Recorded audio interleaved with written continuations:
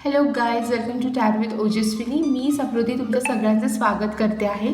Last व्हिडिओसुद्धा आपण मराठीत बनवला होता. हा व्हिडिओ पण मी मराठीत बनवणार आहे आणि टॉपिक आहे पितृदोष. ओके, आता सध्या ॲन्सेस्ट्रल ची काय ब्लेसिंग्स आहेत तुमच्यावरती आणि काय रिच्युअल्स तुम्ही फॉलो करायला पाहिजे ते मी तुम्हाला सांगेल.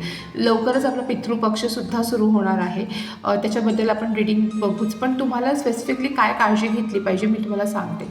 हे बघा, सगळ्यात आधी आहे ना, जेव्हा पण अमावस्या येते बघा, एका महिन्यामध्ये अमावस्या येतेच ना, तर तेव्हा तुम्हाला काय करायचं आहे की एक शिजवलेला भात असतो, अळणी भात, तो घ्यायचा आहे. त्यात थोडंसं दूध टाकायचं आहे घोटभर आणि दही टाकायचं. हे सगळं तुम्हाला गच्चीवर ओपन स्पेसवरती ठेवायचं आहे. एका ताटलीत ठेवू शकतात आणि तिथे कावळे येऊन खातील असं ठेवायचं आहे तुम्हाला. म्हणजे तुमचे जे पित्र आहेत ते शांती त्यांना मिळेल आणि ते तुम्हाला ब्लेसिंग्स देतील. ह्या गोष्टी तुम्ही करू शकतात. त्याच्यानंतर खूपच प्रॉब्लेम असला की नारायण नागबळीसुद्धा केली जाते, तीसुद्धा तुम्ही फॉलो करू शकतात.